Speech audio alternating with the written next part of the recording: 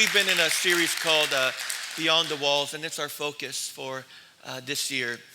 And the title of today's sermon is The Reward of Kindness. The Reward of Kindness. I've noticed that, when you do a series on being a blessing to others, that is not too intriguing to a lot of us who are more selfish. I heard Joyce Meyer, she's a popular Bible teacher on television, and she said whenever she releases series for sale, or she writes books on how to be a blessing to others, nobody buys those CDs, and people don't buy those books. But when you talk to people about like how to make their life better, then they're buying the CDs, they're buying the books. And yet I think though, as we continue to be a blessing to others, it betters our lives. It's how we get blessed. So today I want to bring a message titled, The Reward of Kindness. It comes from Colossians chapter 3, verse 12. It says, therefore, as God's chosen people, holy and dearly loved. So today, if nobody told you yet, you are dearly loved. It says, clothe yourselves with compassion and kindness, humility, gentleness, and patience. I remember in high school, I had a friend, and he remembered what every single person who was still in his life was wearing the day he met them. So I remember there was a group of about like 15 of us. We were just hanging out after church. And he said, I remember what all of you guys were wearing the day I met you. Then he began to rattle off. And he knew his clothes, he knew his brand. So he was saying, you were wearing an Abercrombie, you were wearing Banana Republic, you were wearing that sweater from Gap, you were wearing these bell-bottom kind of jeans. And he went on describing what we were wearing. I still remember what Meg was wearing when I first met her. She was at the trolley stop. We met in college, and we had a trolley that took us from one campus to another. And she was wearing a black hoodie, a red shirt under, like black jeans, and I think like Converse shoes. And then I still remember what she was wearing when we went on our first date. But she didn't think it was a date. She thought we were just hanging out or having coffee. But to me, I thought, oh, this is a date. And she was wearing this pleather jacket, that same red shirt, jeans, and combat boots. Combat boots. And this is another thing I remember about when I first met Meg. She had a backpack with a smiley face. That big yellow smiley face? Except that smiley face had a bullet hole in the middle of his head. I mean, she was a little bit different when I met her, wearing those combat boots.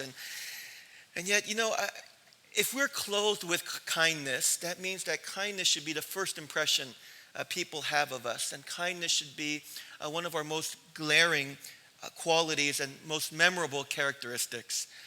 And I want to just talk a little bit about kindness, that kindness is more than being polite. Kindness is meeting needs. I did a word study on that word kindness in the Greek as presented in Colossians chapter 3. And it talked about people who are willing to be helpful and willing to meet the real needs of others. So I remember a few months ago we were having a meeting with our volunteers on a Sunday night, and someone who was going to be at that meeting ran into someone at the gas station who was a single mom living out of her car, and she just needed somewhere to stay. She needed some help, and she wanted help.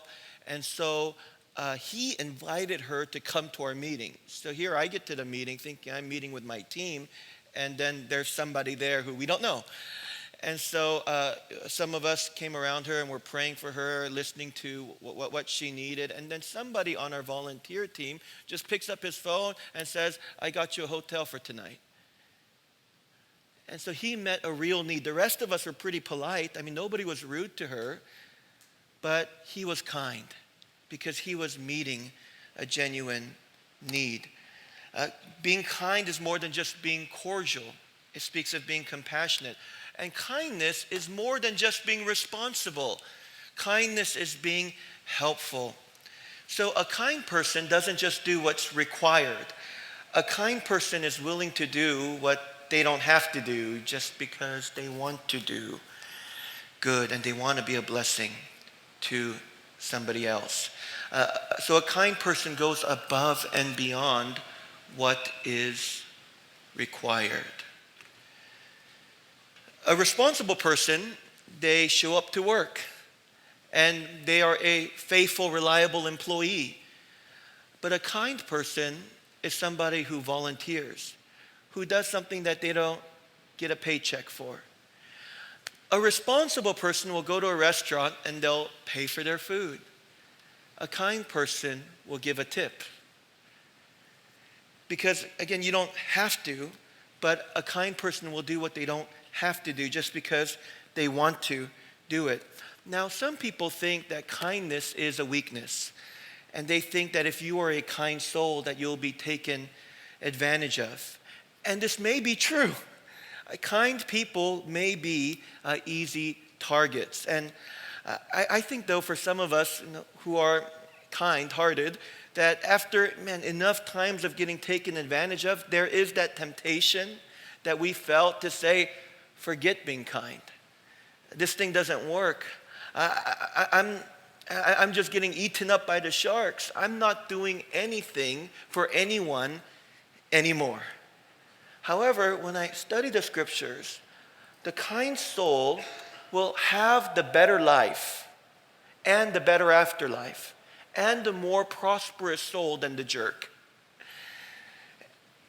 So the payoff is greater to be kind.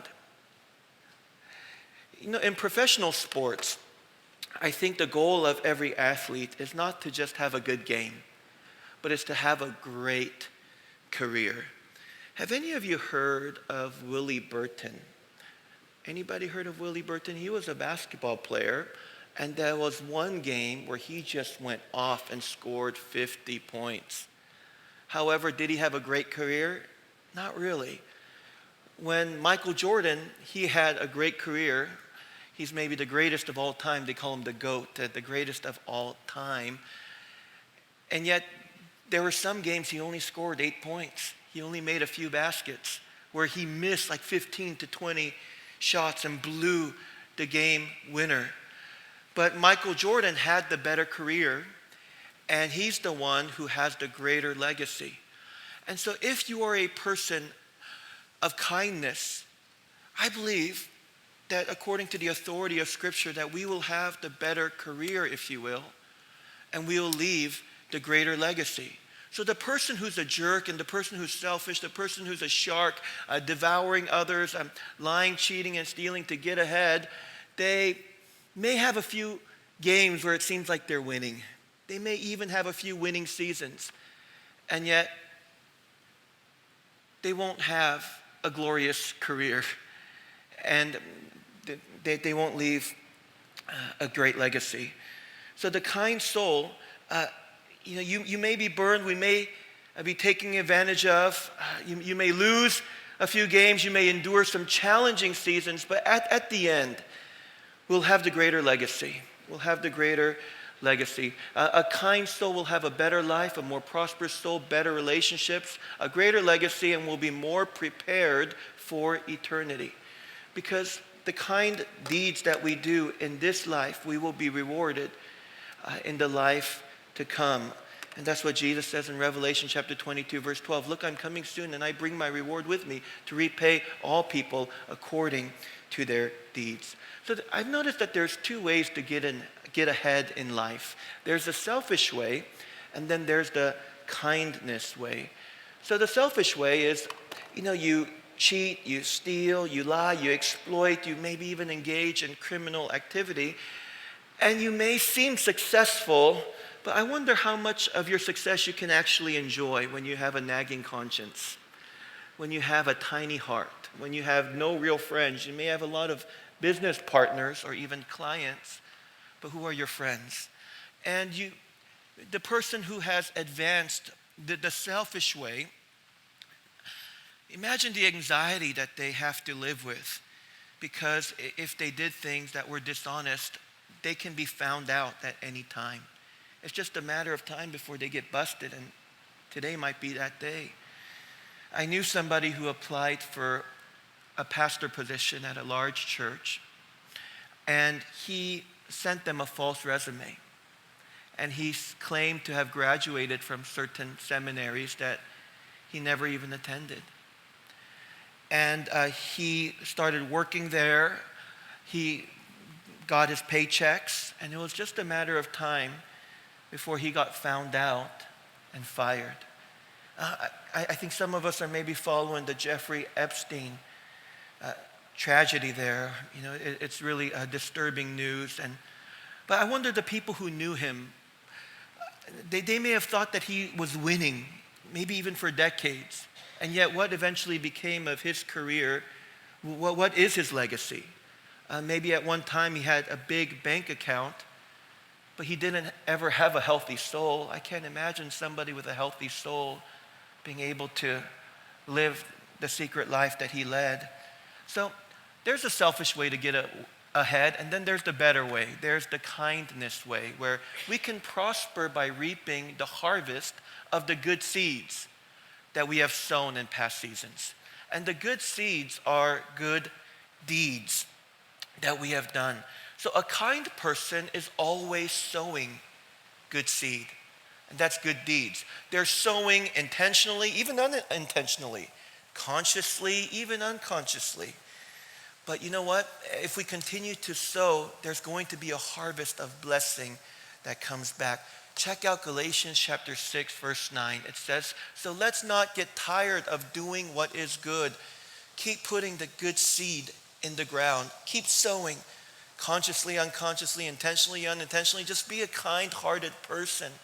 And then it says, then just at the right time, we will reap a harvest of blessing if we do not give up.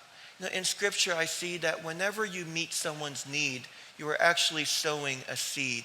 And those seeds will bring a harvest of blessing into our lives. And I think, you know, a lot of us here, we would love to harvest. Yeah, I love harvesting. And yet, do we love sowing? Because if we're not sowing, will we harvest? And whenever we see somebody get really, really blessed, and it just seems like God's favor and blessing is on them, sometimes we chalk it up to luck. We just say, oh, it's just that they got lucky. However, we don't know that. Maybe they have sown so much good seed in the ground that we don't even know about, and they're just reaping a big harvest of things that they've sown in past seasons. And so I want to ask us, you know, if you feel like you're lacking harvest in your life, then maybe we need to ask ourselves, am I sowing? Where am I sowing? How am I sowing? And again, our good deeds are these good seeds. We're not saved by our good works, but we're saved for good works. And the more good seed we have in the ground, the greater the harvest we will receive and will reap in due time, in due season. Here is Galatians 6, verse 9 in the ESV translation. It says, "Let us not grow weary in doing good, for in due season we will reap." Now, again, like a lot of people get excited. Oh, I can't wait for my due season. However, there is no due season that's going to come to the person who did not faithfully and persistently sow.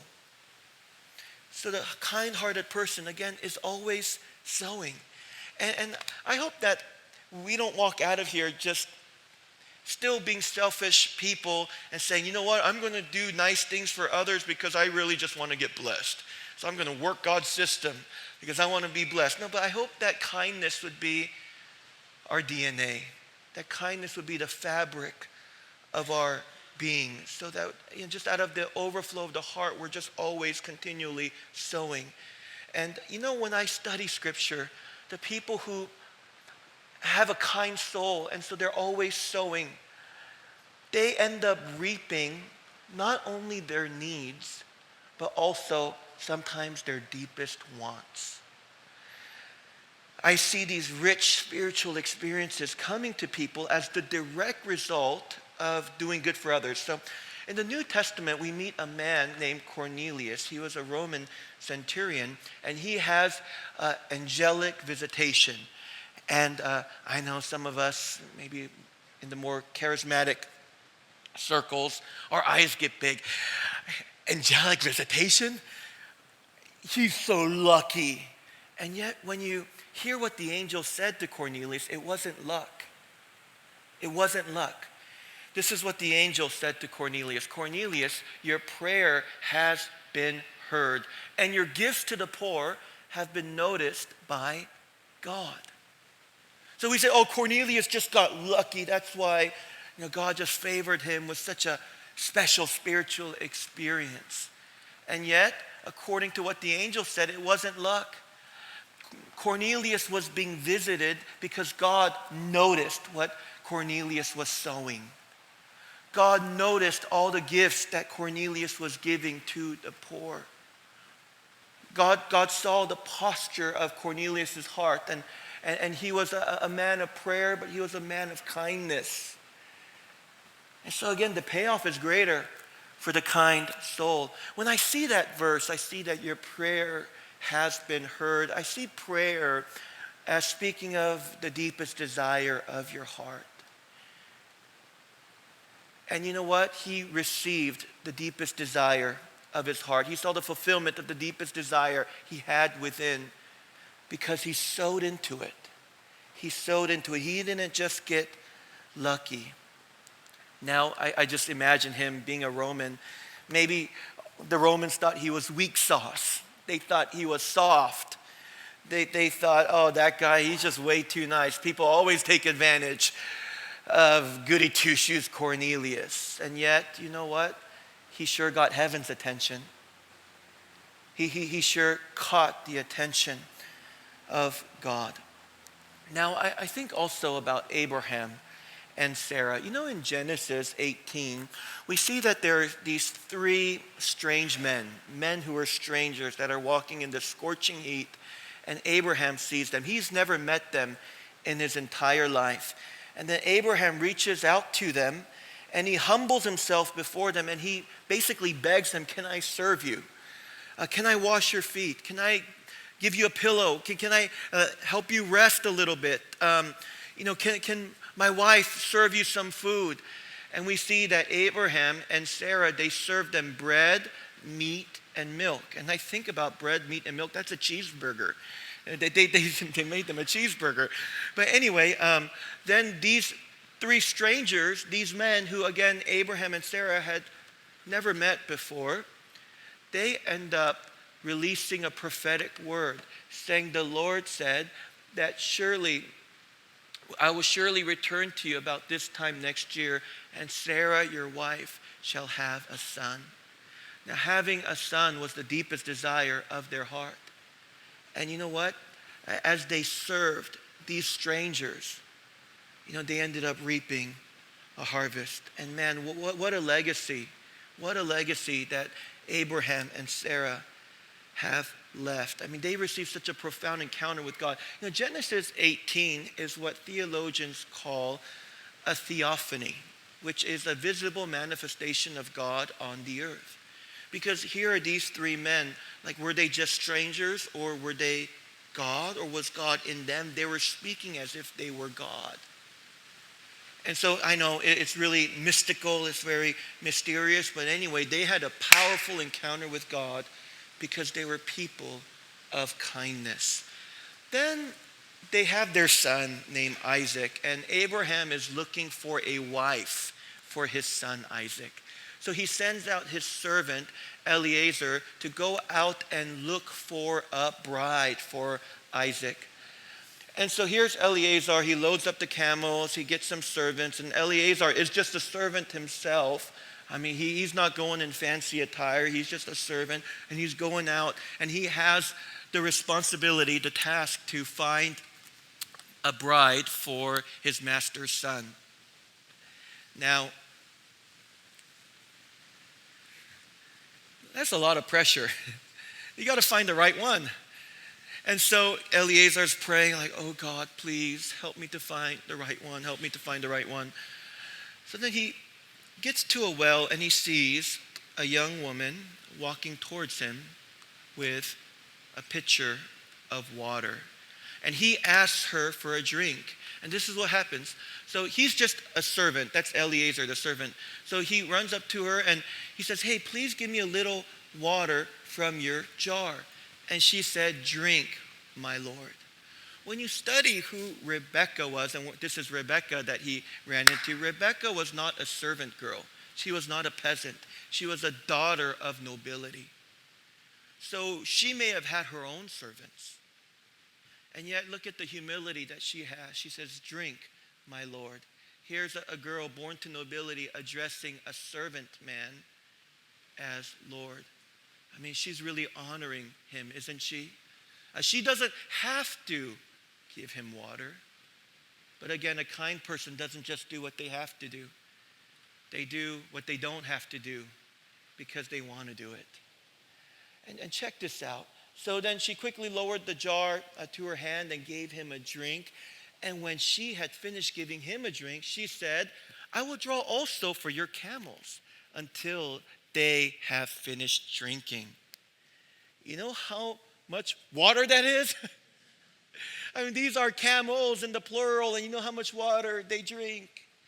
And she's saying, "Hey, why don't I just quench the thirst and load up all your camels, with their gasoline, which is water. Let me just load up your camels too." I mean, what a heart of kindness that this woman has. And I think that Eleazar knew that his master, Abraham, valued kindness because he was a kind man himself.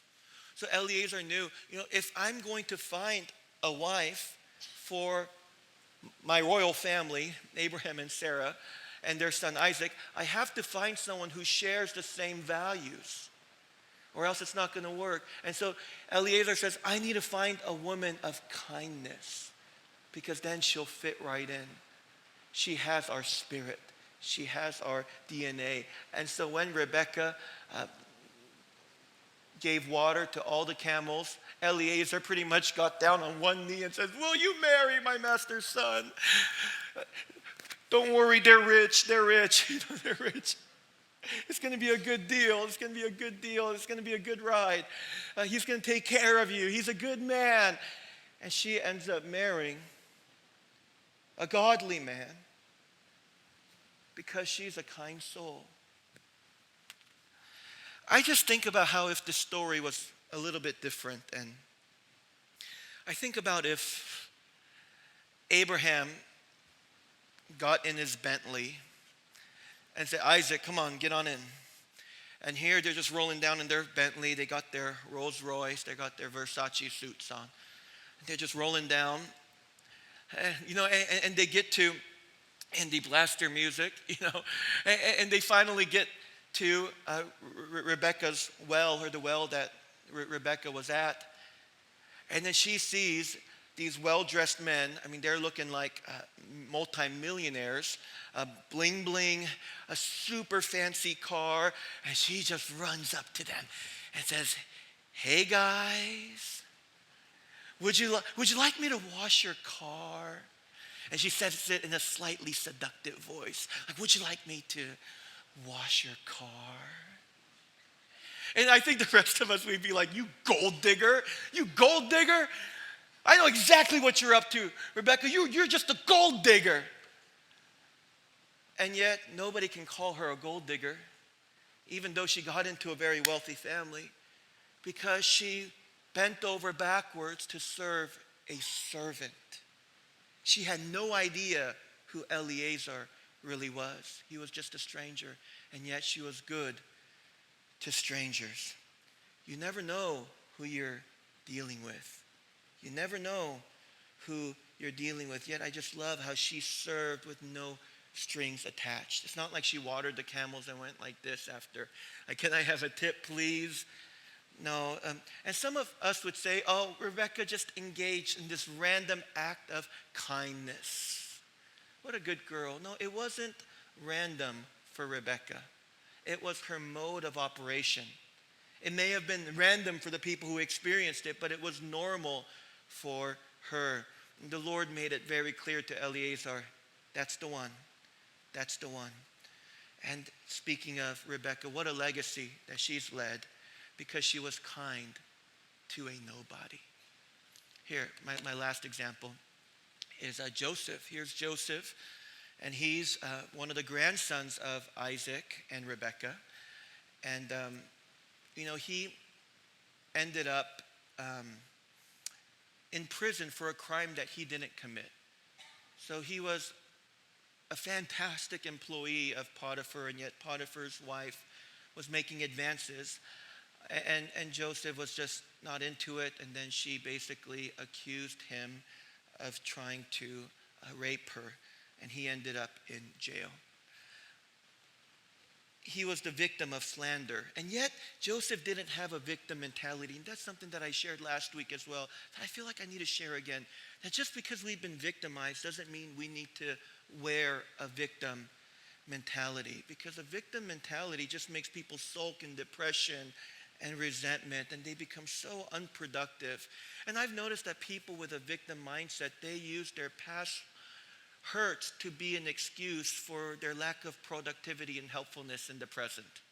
So they're using their past as an excuse for why they are the way they are in the present.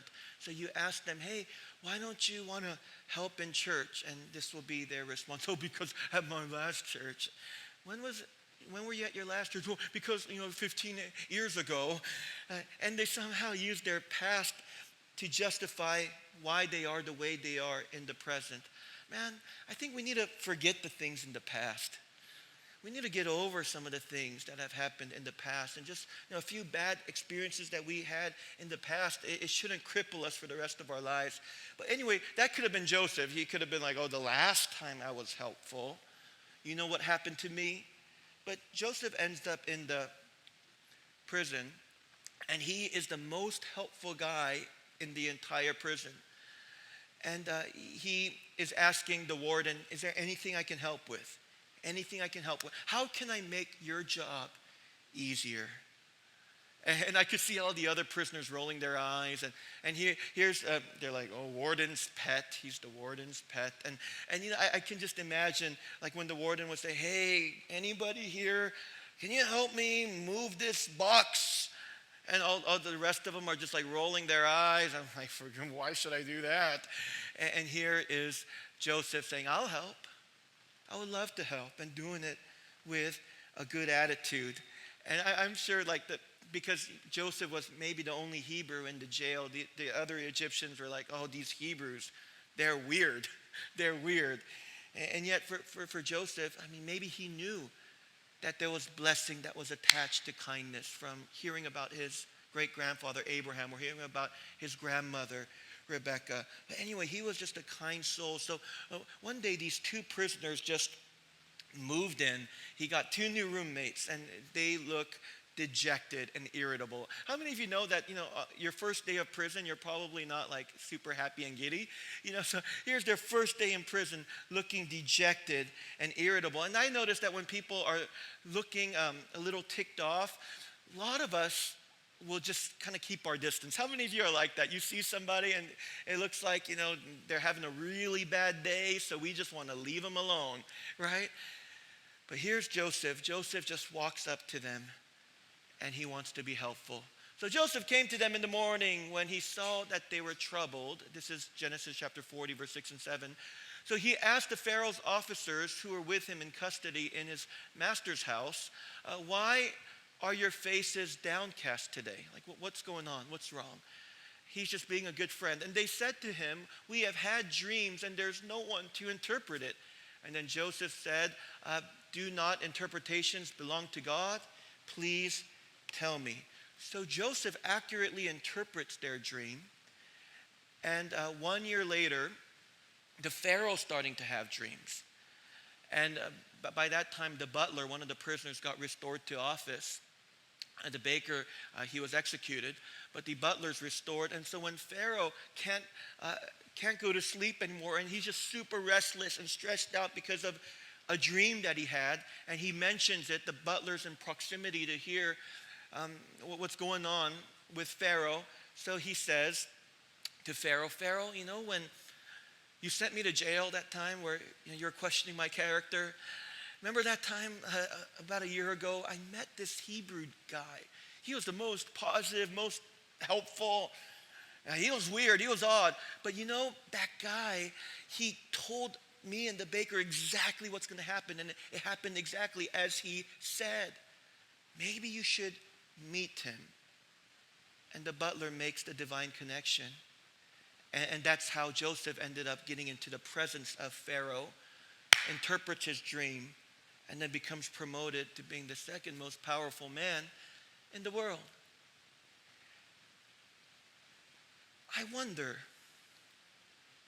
who is that butler in your life? Somebody, maybe who's down and out, somebody who a lot of people just stay away from, saying, oh, they're having a bad day.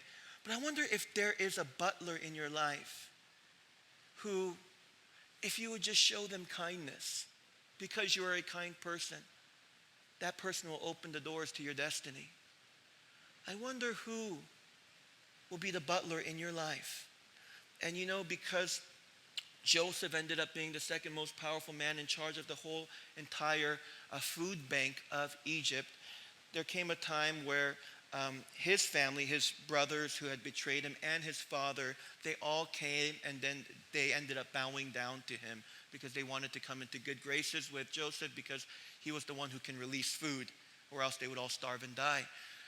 And actually that was the dream that Joseph had when he was a kid, that his brothers would all bow down to him, that his father, his parents would bow down to him. So that dream that God had given him, that was in his heart, was fulfilled.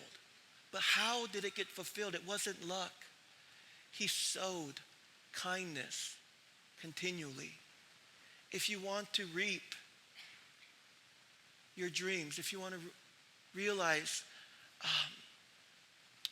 those desires that God has put in your heart, you want to see fulfillment of the destiny that you have in God,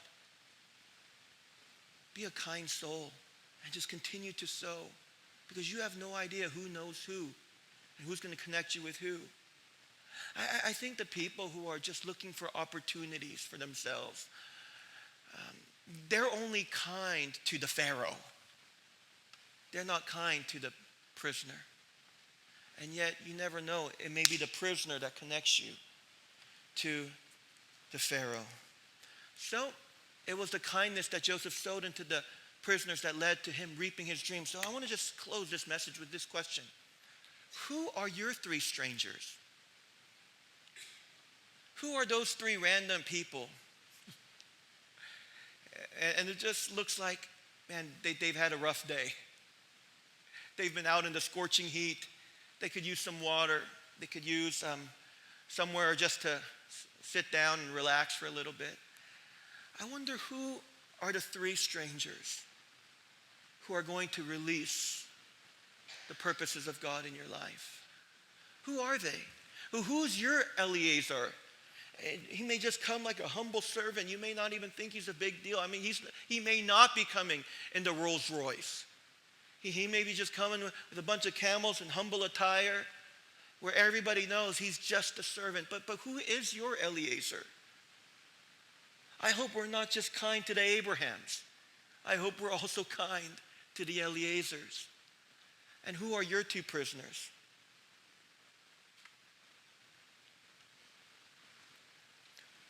I can take this a little further. Who's your warden?